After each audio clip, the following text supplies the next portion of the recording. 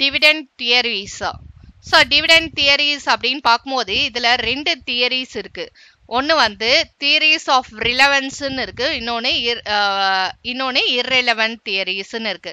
Relevant அப்படின்னா என்னன்னா, இப்போ வந்து ஒரு கம்பெனியோட டிவிடெண்ட் பாலிசினால அந்த கம்பெனியோட வேல்யூ அஃபெக்ட் ஆகுமா ஆகாதா அப்படின்றது தான் வந்து டிவிடெண்ட் தியரிஸ்ல they are discussing. Okay, so இது வந்து டிவிடெண்ட் தியரிஸ்ல பார்த்தீங்கன்னா வந்து ஆக்சுவலி 3 மாடல்ஸ் இருக்கு. ஒன்று வந்து வால்டர்ஸ் மாடலு, அப்புறம் கார்டன்ஸ் மாடலு, அப்புறம் மொடிக்லேனி மில்லர் மாடல், MM மாடல்னு ஷார்ட் ஃபார்ம்ல சொல்லுவாங்க. ஸோ இது 2 மாடல்ஸும் பார்த்தீங்கன்னா தியரிஸ் ஆஃப் ரிலவன்ஸ் கீழே வருது. அண்ட் MM மாடல் பார்த்தீங்கன்னா இர்ரெலவன்ஸ் தியரிஸ் கீழே வருது. ஸோ இந்த 2 மாடல்ஸும் என்ன சொல்றாங்க அப்படின்னு பார்க்கும்போது, ஒரு கம்பெனியோட டிவிடெண்ட் பாலிசி வந்து கண்டிப்பாக அதோட மார்க்கெட் வேல்யூ ஆஃப் தி ஃபர்மை அஃபெக்ட் பண்ணும் அப்படின்னு சொல்ற மாடல்ஸ் வந்து இந்த வால்டர்ஸ் மாடலும் கார்டன்ஸ் மாடலும். ஸோ இது கீழே ப்ராப்ளம்ஸ் வந்து நம்ம டிஸ்கஸ் பண்ணுவோம். ஸோ வால்டர்ஸ் மாடல்ல கார்டன்ஸ் மாடல்ல ஒரு கம்பெனியோட டிவிடெண்ட் பாலிசி டிவிடெண்டை பொறுத்து, ஓகேங்களா, ஸோ டிவிடெண்ட் நீங்க எவ்வளோ டிக்ளேர் பண்றீங்க அதை பொறுத்து கண்டிப்பாக கம்பெனியோட வேல்யூ ஷேர் ஹோல்டர்ஸோட வந்து ஷேர் அந்த வேல்யூ வெல்த் எல்லாமே அஃபெக்ட் ஆகும் அப்படின்னு சொல்றது வந்து ரிலவன்ஸ் தியரிஸா. ஸோ இந்த 2 மாடல்ஸ் அது கீழே வருது. இர்ரெலவன்ஸ் தியரிஸ்ல பார்த்தீங்கன்னா வந்து MM model Modigliani Miller the person who has propose that, அதனால தான் அது Walter's model Gordon's model Modigliani Miller மாடல்னு வச்சிருக்காங்க. ஓகேங்களா, ஸோ வந்து இர்ரெலவன்ஸ் தியரிஸ்ல என்ன சொல்றாங்கன்னா, டிவிடெண்ட் பாலிசினால கம்பெனியோட மார்க்கெட் வேல்யூ அஃபெக்ட் ஆகாது, value of the firm will not get affected because of dividend policy, only because of கம்பெனியோட பொட்டென்ஷியலிட்டி, ஏர்னிங்ஸ் எப்படி இருக்கு, அவங்க ப்ராஃபிட் எப்படி அட்டைன் பண்றாங்க, அவங்களோட பொட்டென்ஷியல், இதை பொறுத்து தான் வந்து கம்பெனியோட மார்க்கெட் வேல்யூ அமைஞ்சிருக்கு, டிவிடெண்ட் பாலிசினால அமையல அப்படின்னு சொல்றது வந்து மொடிக்லேனி மில்லர் மாடல். ஓகேங்களா, ஸோ இதுதான் வந்து டிவிடெண்ட் தியரிஸ்ல சொல்ல வர்றது. ஸோ 3 மாடல்ஸ் தான் dividend theories. Theories of relevance என்ன சொல்லுதுன்னா, டிவிடெண்ட் பாலிசினால market value of firm will get affected. Okay, if you pay dividend, if you don't pay dividend, so அதை வந்து பொறுத்து நம்மளோட market value of firm is there. But irrelevance theories is telling that Modigliani Miller, they are arguing that வந்து market value of firm, value of the firm is not dependent upon the dividend policy of the company. Okay, so they are totally irrelevant. Both they doesn't have any relationship. இவங்க 2 பேரும் சொல்றது என்னன்னா, it has got some relationship. Okay, so dividend policy ko value of the firm ko it has got some relationship ன்றதை exhibit பண்றது இந்த model. ஓகேங்களா, Walter's model Gordon's model. irrelevance theories வந்து they tell that it doesn't have any relationship. Okay, so they don't have any relationship between them அப்படின்றது MM model. Okay, so இதில் வந்து உள்ள இன்டெப்தா என்ன ஃபார்முலாஸ் அப்படின்றதெல்லாம் பார்க்கலாம். ஸோ வால்டர்ஸ் மாடலில் பார்த்தீங்கன்னா, the person who has propose that Walter's model is the James E Walter. Okay, professor James E Walter. And what he says just no, நான் என்ன சொன்னேனோ அதே தான். Dividend policy it affects the share price and value of the firm. So dividend பாலிசிக்கோ value of the ஃபர்ம்க்கோ it has got some relationship. Market price கண்டிப்பாக affect ஆகும். ஓகேங்களா, ஸோ கம்பெனி வந்து எவ்வளோ பே அவுட் ரேஷியோ பண்ண போகுது, எவ்வளோ ரிட்டன்ஷன் ரேஷியோ பண்ண போகுது, இதை பொறுத்து வந்து கண்டிப்பாக மார்க்கெட் ப்ரைஸ் வந்து இருக்கு அப்படின்றது வந்து அவங்களோட வேல்யூ ஆஃப் தி ஃபர்ம் இருக்கு அப்படின்னு சொல்றது தான் Walter's model. Okay, so it holds relationship between firms internal rate of return and cost of capital. So first நம்மளுக்கு இந்த டெர்மினாலஜிலாம் தெரியணும், அப்பதான் நம்ம வந்து என்னன்றது புரியும். So internal rate of return which is generally denoted by small R and cost of capital is denoted by K. Internal rate of return அப்படின்னா என்னன்னா, ஒரு ப்ராஜெக்ட்ல நீங்க இன்வெஸ்ட் பண்றீங்க, ஒரு இன்வெஸ்ட்மெண்ட் நீங்க பண்றீங்க, அதுல உங்களுக்குன்னு ஒரு எக்ஸ்பெக்டட் ரேட் ஆஃப் ரிட்டர்ன்னு ஒன்று வந்து கிடைக்கும், அதுதான் வந்து internal rate of return. So what you are going to get, so what you are going to get if you are investing, if you are going to earn more returns, okay, so there will be more internal rate of return. Okay, so வந்து இது எல்லாமே வந்து relationship, it has got some relationship. நீங்க வெளியில இருந்து வந்து borrow பண்றீங்க, borrow பண்ணும்போது நீங்க வந்து அதை பாரோ பண்ணி உங்க அசெட்ல இன்வெஸ்ட் பண்றீங்க, வேற ப்ராஜெக்ட்ல இன்வெஸ்ட் பண்றீங்க. இன்வெஸ்ட் பண்ணும்போது you'll be getting one return. Similarly நம்ம கிட்ட யாரு இன்வெஸ்ட் பண்ணியிருக்காங்களோ அவங்களுக்கு நீங்க திருப்பி வந்து பே பண்ணணும், டிவிடெண்டோ இன்ட்ரெஸ்டோ வந்து பே பண்ணணும். ஓகேங்களா? எனி ஃபார்ம்ல நீங்க பே பண்ணி தான் ஆகும். That is known as cost of capital. Okay, so இப்போ நீங்க பாரோ பண்றீங்க, ஃபண்டை பாரோ பண்றீங்க. You cannot raise on your own, இன்டர்னலா முடியல. You are going to get the support of outsiders. You are going to issue debentures or you are going to issue shares. So issue பண்றீங்க. அப்போ நீங்க வந்து அந்த ஃபண்டை எடுத்துட்டு வந்து உங்க பிசினஸ்ல இன்வெஸ்ட் பண்றீங்க, இல்ல வேற ப்ராஜெக்ட்ஸ்ல இன்வெஸ்ட் பண்றீங்க, இல்ல வேற ஃபிக்ஸட் அசெட்ல இன்வெஸ்ட் பண்றீங்க. You will be getting a return. You will be getting a expected rate of return. So that is internal rate of return. And cost of capital அப்படின்றது you have to give to your investor back. Investor திருப்பி நீங்க வந்து கொடுக்கணும், அவங்களுக்கு பே பண்ணணும். சும்மா வந்து deposit பண்ணுவீங்களா வந்து இன்ட்ரெஸ்ட் இல்லாம? அதே மாதிரி கண்டிப்பா அந்த ஷேர் ஹோல்டருக்கு டிவிடெண்ட் கொடுக்கணும், டிபெஞ்சர் ஹோல்டருக்கு இன்ட்ரெஸ்ட் பே பண்ணணும். So that is known as cost of capital, the minimum required rate of return expected by your investor. அததான் வந்து cost of capital னு சொல்றோம், which is denoted by K. ஓகேங்களா? அடுத்தது நெக்ஸ்ட் வந்து இவங்க என்ன பண்றாங்கன்னா ஃபர்மை 3 விதமாக பிரிக்கிறாங்க. ஒன்னு வந்து growth firm, இன்னொன்னு declining firm, இன்னொன்னு normal firm. 3 விதமாக பிரிக்கிறாங்க.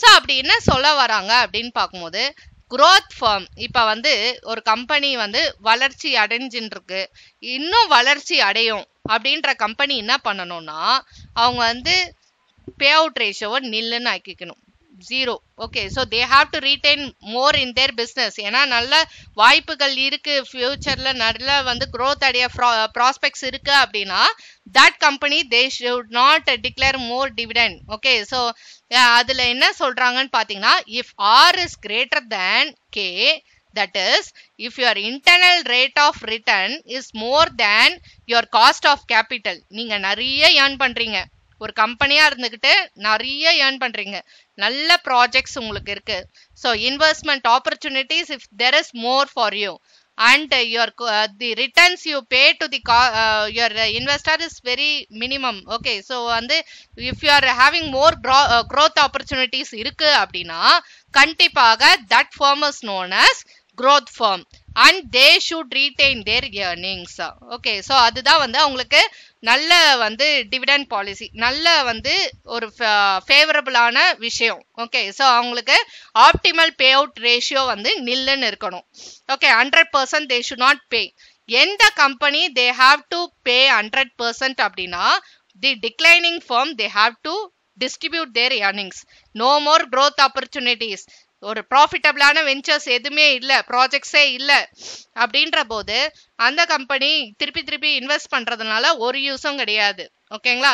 அந்த மாதிரி company better they can pay to the shareholders and distribute their earnings everything. Okay, so they need not retain in their business. Okay, so that firm is known as declining firm. That is how they are telling is when if R is less than K, that is if your required rate of return, internal rate of return is less than your cost of capital. Okay, so if there is no growth opportunities, no investment opportunities for your business, if you are not earning anything additionally, எதுமே you are not going to earn அப்படின்ற போது future prospects இல்ல அப்படின்ற கட்டத்துல that firm is known as the declining firm and they need not retain in their business. Better they can distribute their earnings as dividend to the shareholders அப்படின்றது தான் இந்த second scenario. ஓகேங்களா? இதுல எப்படி வந்து ப்ராப்ளம்ஸ் வந்து எப்படி வந்து வேல்யூ ஆஃப் தி ஃபர்ம் எவ்வளவு வருது அப்படின்றது தான் ப்ராப்ளம்ஸே. வால்டர்ஸ் மாடல்ல மார்க்கெட் பிரைஸை கால்குலேட் பண்ணுங்க அப்படின்னு வந்து நம்ம கொஸ்டின்ல கொடுத்துருவாங்க. Calculate the market price of the share under Walter's model, under Gordon's model, இந்த மாதிரி கொஸ்டின் இருக்கும். ஓகேங்களா? ஸோ என்ன பண்ணுவாங்கன்னா கொஸ்டின்ல வந்து 100% பே அவுட் ரேஷியோ இருக்கும்போது அவங்களோட வேல்யூ ஆஃப் தி ஃபர்ம் எவ்வளோ, அண்ட் 40% பே அவுட், அதாவது 40% பே அவுட்னா 60% ரிட்டன்ஷன் ரேஷியோ இருக்கும்போது கம்பெனியோட மார்க்கெட் வேல்யூ, மார்க்கெட் பிரைஸ் எவ்வளோ. இதை தான் நம்ம வந்து கால்குலேட் பண்ணுவோம். ஓகேங்களா? ஸோ வந்து கால்குலேட் பண்ணிட்டு எப்படி வந்து growth firmனா வந்து அவங்க என்ன சொல்றது, அவங்க ரீட்டைன் ஏர்னிங்ஸா நிறைய வச்சுக்கிட்டாதான் அவங்களுக்கு வந்து கம்பெனி வந்து நல்லா வந்து அடாப்ட் பண்றாங்கன்னு அர்த்தம். டிவிடெண்ட் பாலிசி நல்லா அடாப்ட் பண்றாங்கன்னு அர்த்தம். ஓகேங்களா? growth ப்ராஸ்பெக்ட்ஸ் இருக்கக்கூடிய ஃபர்ம் வந்து they should not distribute dividend, they should reinvest in their own business. அப்பதான் இன்னும் நிறைய வந்து செழிப்பா வந்து வர முடியும். டிக்ளைனிங் ஃபர்ம்ன்றது வந்து anyhow they are going to get less investment opportunities, less returns only. Better to distribute their earnings, okay, to the shareholders. At least the shareholders they feel happy about that company. Okay, so at least இதாவது கொடுக்குறாங்களே அப்படின்ற மாதிரி. Okay, so அவங்க என்ன பண்ணும், அவங்களோட optimal pay out ratio வந்து 100% இருக்கணும். இவங்களுக்கு பாத்தீங்கன்னா ஆப்டிமல் பே அவுட் ரேஷியோ, ஆப்டிமல்னா என்னன்னு சொன்னேன், பெஸ்ட் மேனர்ல இருக்கக்கூடியது தான் ஆப்டிமல். அவங்களுக்கு optimal pay out ratio growth firmக்கு பாத்தீங்கன்னா நில்லு, பேவே பண்ணக்கூடாது, ரிட்டன்ஷன் ரேஷியோ தான் இருக்கணும். அண்ட் டிக்ளைனிங் ஃபார்முக்கு பார்த்தீங்கன்னா ஆப்டிமல் பே அவுட் ரேஷியோ வந்து 100% பே பண்ணாதான் உங்களோட மார்க்கெட் வேல்யூ, அவங்களோட மார்க்கெட் ப்ரைஸ் வந்து ஒழுங்காக ரைஸ் ஆகும், இல்லைனா ஃபால் ஆயிடும். ஓகேங்களா? ஸோ வந்து ஆப்டிமல் பே அவுட் ரேஷியோ வந்து உங்களுக்கு 100%. இந்த மாடல்ல இதுதான் சொல்ல வராங்க. growth அதாவது லாஸ்ட் வந்து நார்மல் ஃபார்ம், அதாவது இப்படியோ இல்லாம அப்படியோ இல்லாம. ஓகேங்களா? So it is equal, internal rate of ரிட்டர்னும் காஸ்ட் ஆஃப் கேபிட்டலும் இட் இஸ் ஈக்குவல் அப்படின்ற firm normal firm. They are not that much restricted. எவ்வளோ வந்து they are indifferent about this. Okay, so எவ்வளோ வந்து ரிட்டன்ஷன் ரேஷியோ மெயின்டைன் பண்ணுவோம், எவ்வளோ pay out, அந்த மாதிரி வந்து ஆப்டிமல் பே அவுட் ரேஷியோவா கரெக்டாக நம்ம வந்து சொல்ல முடியாது. ஓகேங்களா? ஸோ அதுதான் இந்த மாடலில், வால்டர்ஸ் மாடலில் ஆக்சுவலாக சொல்ல வராங்க. ஸோ வால்டர்ஸ் மாடல் பேசிக்கலி வந்து டிவிடெண்ட் தியரிஸை ரெண்டா பிரிக்கிறாங்க. ஒன்று ரிலவென்ட் தியரிஸ், இன்னொன்று irrelevant தியரிஸ். ரிலவென்ட் தியரிஸ் என்ன சொல்றாங்க, dividend policy has got some relationship, it will affect the market value and market price of the firm அப்படின்னு சொல்றதுதான் relevant theories.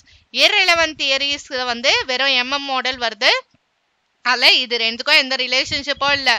டிவிடெண்ட் பாலிசினால கம்பெனியோட மார்க்கெட் ப்ரைஸ் அமையலை, only because of its earning capacity, அவங்களோட பொட்டென்ஷியல்னால தான் அப்படின்னு சொல்ல வருது MM model. So Walter's model வந்து ரிலவென்ட் தியரிஸ் கீழே வருது. ஸோ அப்படி பார்க்கும்போது வந்து அவங்க கேட்டகரைஸ் பண்றாங்க, growth ஃபார்ம்னா என்ன, டிக்ளைனிங் ஃபார்ம்னா என்ன, நார்மல் ஃபார்ம்னா என்ன அப்படின்றத கொடுக்குறாங்க. அண்ட் ஒரு கண்டிஷன்லயும் அவங்களோட ஆப்டிமல் பே அவுட் ரேஷியோ எவ்வளோ இருக்கணும் அப்படின்றத வந்து சொல்ல வராங்க. அதுதான் வந்து வால்டர்ஸ் மாடல்ல வந்து they are arguing. Okay, so இந்த வால்டர்ஸ் மாடல்ல பாத்தீங்கன்னா எப்படி வந்து மார்க்கெட் பிரைஸ், இதுதான் நம்மளோட மெயின் ஃபார்முலா, எப்படி வந்து they are determining the market price அப்படின்றதுக்கான ஃபார்முலா இதுதான். Market price per share which is denoted by P, okay, is equal to D plus R by K into E minus D divided by K. இதுல இருந்து நம்மளுக்கு problems வந்து கேட்பாங்க. இந்த formula Walter's model mention பண்ணிட்டு calculate the market price of the share under Walter's model கொடுத்துருவாங்க. உங்களுக்கு some of the informations கொடுப்பாங்க. அந்த இன்ஃபர்மேஷனை வச்சு இந்த ஃபார்முலாவில் சப்ஸ்டியூட் பண்ணி you have to find out the answer. And since it is ப்ரைஸ்ன்றதுனால ருபீஸ்ல ஆன்சர் வந்து நம்ம காட்டுவோம். ஸோ டி அப்படின்றது என்னன்னா டிவிடெண்ட் பெர் ஷேர். ஓகேங்களா? ஸோ டிவிடெண்ட் பெர் ஷேரை தான் நம்ம வந்து டின்னு சொல்றோம். சில கொஸ்டின்ஸ்ல டி வந்து கொடுத்துருவாங்க, dividend per share 4 rupees 10 rupees அந்த மாதிரி 8 rupees அந்த மாதிரிலாம் கொடுத்துருவாங்க. சில கொஸ்டின்ல கொடுக்கல, டிவிடெண்ட் பெர் ஷேர் கொடுக்கல அப்படின்னா அதுக்கு ஒரு ஃபார்முலா இருக்கு, EPS into pay out ratio அப்படின்னு போடுவோம். ஓகேங்களா? ஸோ சம்ல வந்து ஏர்னிங்ஸ் பெர் ஷேரோட அமௌண்ட்டை கொடுத்துருவாங்க. ஏர்னிங்ஸ் பெர் ஷேர்னா இ. ஓகேங்களா? ஏர்னிங்ஸ் பெர் ஷேர் சம்ல கொடுத்துருவாங்க. சில கொஸ்டின்ல டிவிடெண்ட் பெர் ஷேர் கொடுத்துருவாங்க. கொடுக்கல அப்படின்னா EPS earnings per share into pay out ரேஷியோன்னு மல்டிப்ளை பண்ணுவோம். EPS அப்படின்னா என்னன்னா ஒரு ஈக்விட்டி ஷேர் ஹோல்டர்ஸ்க்கு ஒரு ஷேருக்கு எவ்வளோ அமௌண்ட் வந்து பே பண்றாங்க, எல்லாருக்கும் பே பண்ணி முடிச்சிருவாங்க. டிபெஞ்சர் ஹோல்டர்ஸ்க்கு இன்ட்ரெஸ்ட், ப்ரிஃபரன்ஸ் ஷேர் ஹோல்டர்ஸ்க்கு டிவிடெண்ட் எல்லாம் பே பண்ணி டாக்ஸ் எல்லாம் பே பண்ண போக ஒரு ஈக்விட்டி ஷேர் ஹோல்டரா நான் கம்பெனி கிட்ட இருந்து எவ்வளவு எதிர்பார்க்கலாம், எவ்வளவு வந்து ஒரு ஷேருக்கே எனக்கு எவ்வளவு பே பண்ணுவாங்க, 10 ரூபாவா இல்ல 5 ரூபாவா எவ்வளவு பே பண்ணுவாங்க. ஓகேங்களா. ஸோ ஏர்னிங்ஸ் பெர் ஷேர்ன்றது அதுதான். ஓகே. ஸோ வந்து earnings per share, so dividend per share D கொடுத்துட்டாங்கன்னா பிரச்சனை இல்லை, கொடுக்கலன்னா D is equal to EPS into payout ratio போடுவோம். payout ratio இல்ல retention ratio ஏதாவது ஒரு விஷயத்த கொஸ்டின்ல கொடுப்பாங்க. நம்மளோட கொஸ்டின்ல ரிட்டன்ஷன் ரேஷியோ கொடுத்தா பே அவுட் ரேஷியோ கண்டுபிடிக்க முடியும், பே அவுட் ரேஷியோ கொடுத்தா ரிட்டன்ஷன் ரேஷியோ ஈஸியா. ஸோ 40% பே அவுட்னா 100ல 40% பே அவுட்னா அப்ப 60% ரிட்டன்ஷன் ரேஷியோன்னு அர்த்தம். இப்ப வந்து 50% பே அவுட்னு வச்சுக்கோங்களேன், அப்ப 50% ரிட்டன்ஷன் ரேஷியோன்னு அர்த்தம். ஏதாவது ஒரு இன்ஃபர்மேஷனை கொஸ்டின்ல கொடுத்துருவாங்க, பே அவுட் கொடுப்பாங்க இல்ல ரிட்டன்ஷன் ரேஷியோ கொடுப்பாங்க. ஏதாவது ஒரு இன்ஃபர்மேஷனை வச்சு இன்னொன்னு நம்ம வந்து ஈஸியா கண்டுபிடிச்சிக்கலாம். ஸோ இந்த ப்ராப்ளம்ஸ் எப்படின்றத ஃபியூச்சர்ல நான் வந்து ஒர்க் அவுட் பண்றேன். ஸோ பேசிக்கலி என்ன அது ஐடியா அப்படின்றத ஃபர்ஸ்ட் நம்ம கேதர் பண்ணிப்போம். ஸோ டி அப்படின்றது டிவிடெண்ட் பெர் ஷேர், ஆர்ன்றது rate of return on investment by firm. So whatever the firm is going to invest outside, so what is its earning, எவ்வளவு வந்து ரேட் of ரிட்டர்ன் அவங்க earn பண்றாங்க. Generally it is denoted in percentage, பெர்சன்டேஜ்ல கொடுத்துருவாங்க, 10%, 12% அந்த மாதிரி பெர்சன்டேஜ்ல கொடுப்பாங்க. அண்ட் கே அப்படின்றது வந்து இங்க கொடுத்துருக்கோம்ல, இந்த கே, இந்த கேன்றது it is denoted by cost of capital is denote. Okay, cost of கேபிட்டல்ல தான் இப்படி கேன்னு டினோட் பண்றோம். எல்லா இடத்துலயும் காஸ்ட் ஆஃப் கேபிட்டலை எப்படி டினோட் பண்ணுவோம்னா கேன்னு டினோட் பண்ணுவோம், ரேட் ஆஃப் ரிட்டர்னை ஆர்ன்னு வந்து டினோட் பண்ணுவோம். ஸோ காஸ்ட் ஆஃப் கேபிட்டலை தான் நம்ம கேன்னு காட்டுறோம். So whatever you are going to pay your investor in return, so what is your investor expecting from you, that is known as K, cost of capital. So இது வந்து percentage வந்து questionல கொடுத்துருவாங்க, 10, 12, 8ன்னு கொடுத்துருவாங்க. ஓகேங்களா. So இப்போ வந்து இந்த நீங்க பே பண்ற பார்த்தீங்களா, இது வந்து கம்மியா இருந்தது 8%, அண்ட் ஆர் வந்து 10%, 12% இருந்துன்னு வச்சுக்கோங்களேன். நீங்க வெளில இன்வெஸ்ட் பண்றது 12%, ஆனா நீங்க உள்ள பே பண்றது வெறும் 8% நீங்க திருப்பி கொடுக்கறதுனா then it is known as the growth firm. Okay. So growth firmனா என்ன, ஆர் இஸ் கிரேட்டர் தேன் கேன்றது தான் growth firmனு இதுக்கு முன்னாடி நான் சொன்னேன். ஓகேங்களா. ஆர் இஸ் கிரேட்டர் தேன் கேனா அது growth firm கீழே வருது. அப்பனா அவங்கள வந்து ரீடைன் பண்ணோம் அவங்களோட ஏர்னிங்ஸ், அவங்களோட ஆப்டிமல் பே அவுட் ரேஷியோ நில்லுன்னு சொன்னேன். ஓகேங்களா. அதே மாதிரி R is less than K அப்படின்னா அது டிக்ளைனிங் ஃபார்ம். அப்பனா அந்த ஃபார்ம் வந்து they have to distribute their earnings, they should not retain anything. Okay, then it is waste. Okay. So அதை தான் இங்க சொல்ல வரும். வந்து இதுலயே வந்து பிரிச்சு growth firm, declining firm, normal ஃபார்ம்னு நம்ம ப்ராப்ளம்ஸ் வந்து ஒர்க் அவுட் பண்ணுவோம். ஆர் வந்து லெஸ் தேன் கேனா நம்ம வெளில ஏர்ன் பண்ணிட்டு வர்றது கம்மி, உள்ள நம்ம பே பண்றதை விட அப்படின்னு பார்க்கும்போது நம்ம வந்து it is known as a declining firm. ஓகேங்களா. So R is equal to கேனா then it is known as வந்து நார்மல் ஃபார்ம். இதுவும் 10%, இதுவும் 10%னா கொஸ்டின்ல then it is known as a normal firm. ஓகேங்களா. ஸோ இதுதான் வந்து growth firm, normal firm, declining ஃபார்ம்னா. ஸோ இந்த ஃபார்முலால என்னென்ன இருக்கு அப்படின்றத தான் இங்க வேற டி இது, ஆர் இது, கேன்றது இது, ஈன்றது earnings per share.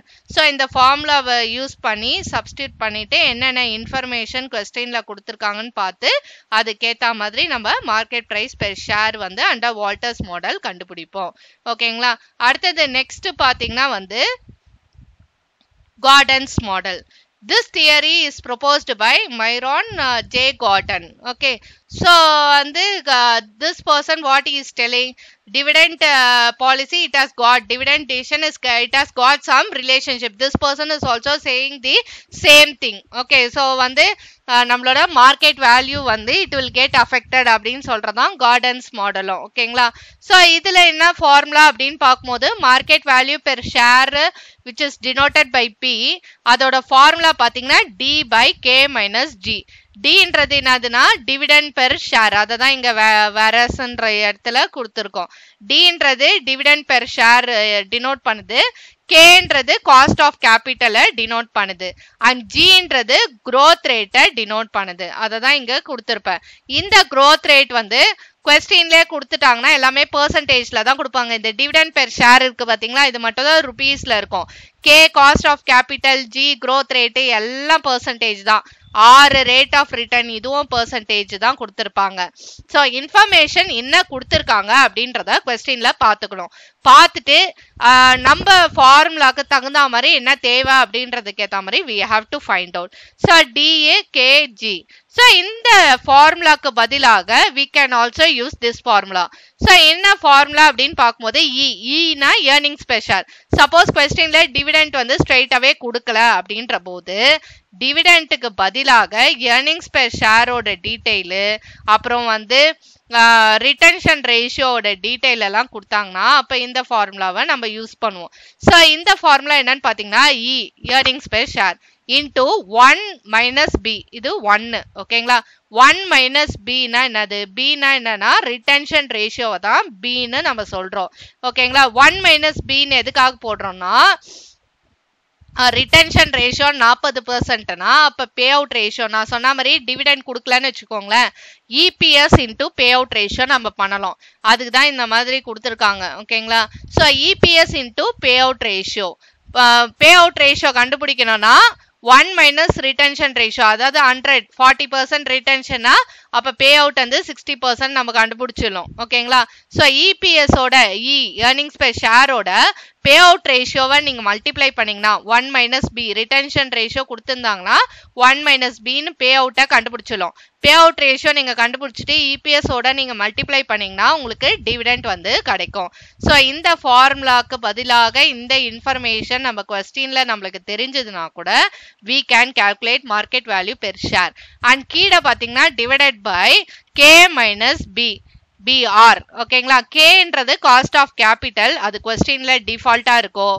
And then minus BR B into R, அந்த G தான் வந்து B இன்டூ ஆரா இங்க வருது. Bன்றது என்னது? Retention ratio. Rன்றது என்னது? Rate of return. ஸோ இதை ரெண்டுத்தையும் நம்ம மல்டிப்ளை பண்ணோம்னா அதுதான் நம்மளோட G. ஸோ இந்த Gக்கு பதிலாக தான் இங்க BRன்னு எழுதியிருக்கோம். B into R growth rate, retention ratio into rate of return multiply பண்ணிங்கன்னா growth கிடைச்சிரும். ஸோ ஸ்ட்ரெயிட்டாவே கொஸ்டின்ல G கொடுத்துட்டாங்கன்னா D கொடுத்துட்டாங்க அப்படின்னா இந்த ஃபார்முலா யூஸ் பண்ணி ஃபைண்ட் அவுட் பண்ணிடலாம். இஃப் சப்போஸ் கொஸ்டின்ல கொடுக்கல பட் அதுக்கான இன்ஃபர்மேஷன் இந்த டியை கால்குலேட் பண்றதுக்கான இன்ஃபர்மேஷன்லாம் கொடுத்துருந்தாங்கன்னா we can very well find out Dன்றது EPS into payout ratio ஓகேங்களா. E into 1 minus Bன்னு இருக்கு பாத்தீங்களா, அதுதான் EPS into payout ratio. And Gன்றது என்னன்னா growth rate ஸ்ட்ரெயிட்டாவே கொடுத்துட்டாங்கன்னா பிரச்சனை இல்லை. கொடுக்கல அப்படின்னா எப்படி ஃபைண்ட் அவுட் பண்ணோம்னா B into R ஓகேங்களா. இது இந்த Gக்கு பதிலாக. ஸோ Bன்றது என்னன்னா ரிட்டன்ஷன் ரேஷியோ, Rன்றது என்னன்னா ரேட் ஆஃப் ரிட்டர்ன். ஸோ அதை வச்சு G வந்து கால்குலேட் பண்ணிக்கலாம். ஸ்ட்ரெயிட்டாவே if it is given you use this formula.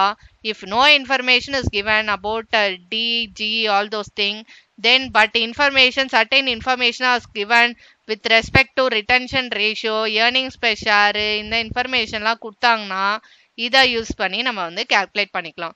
So இதுதான் வந்து கார்டன்ஸ் மாடல். ஸோ கார்டன்ஸ் மாடலும் வந்து என்ன சொல்ல வராங்கன்னா dividend policy, dividend decision has got some relationship, it will affect the value of the firm and market price of the share அப்படின்றது தான் வந்து கார்டன்ஸ் மாடலோட அப்ரோச்சும் கூட ஓகேங்களா. இதுதான் அதோட formula. And then moving on to the last model, irrelevant theories, that is MM hypothesis, Modigliani-Miller approach. Modigliani-Miller approach, what they are telling is that கம்பெனியோட value வந்து எந்த விதத்திலையும் டிவிடெண்ட் பாலிசினால அஃபெக்ட் ஆகுது.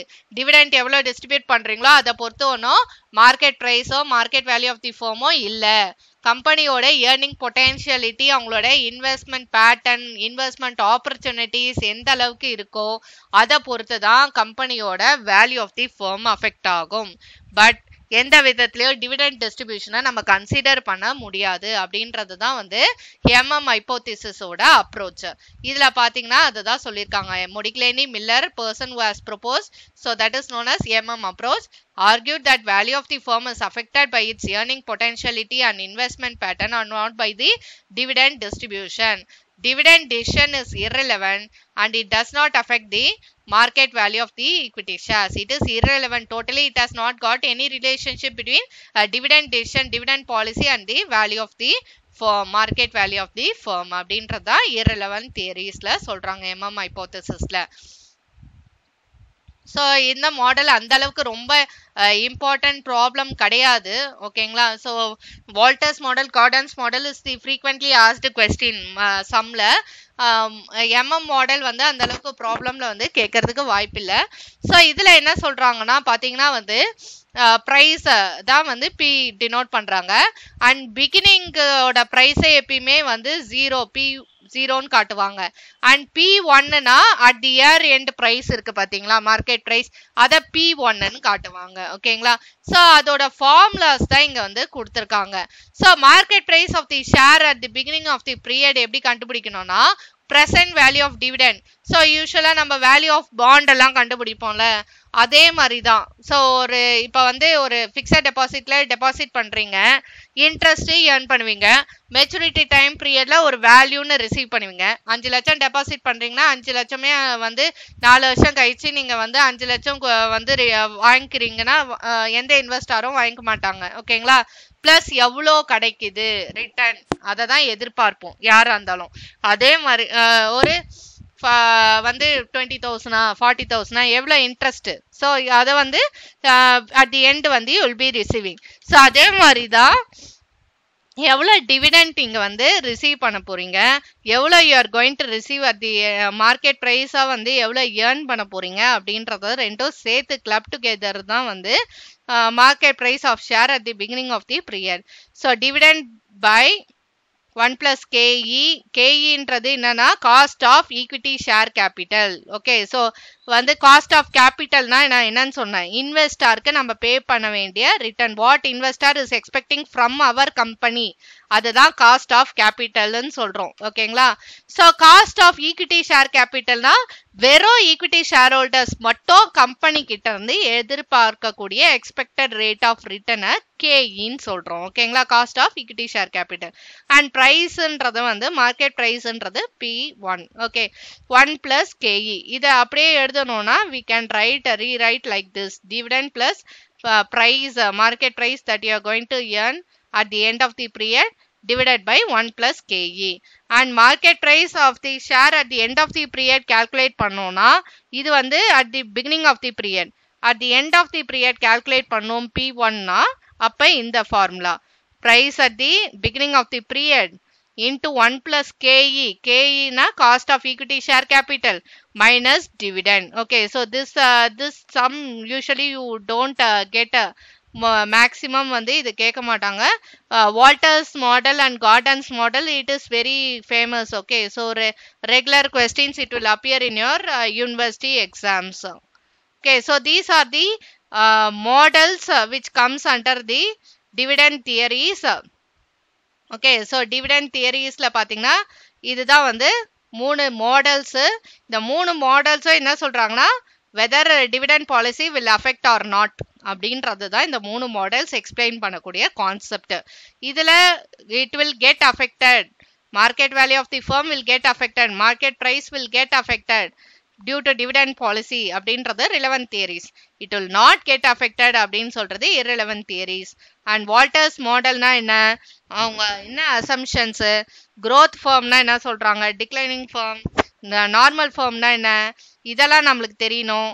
அண்ட் தென் வந்து அதுக்கான ப்ராப்ளம்ஸ் நம்மளுக்கு தெரியணும். Problems will be working out in future session. So Walter's model, Gordon's model, இதுக்கிட ப்ராப்ளம்ஸ் நம்மளுக்கு தெரியணும், formulas. And Modigliani Miller model ஹைபோதேசிஸ்ல என்ன சொல்ல வராங்க அப்படின்றது நம்மளுக்கு தெரியணும். So these are the 3 models and dividend theories which explains whether it has got a relationship, whether it is relevant, dividend policy is relevant to the value of the firm or not அப்படின்றத தான் வந்து dividend theoriesல we are discussing.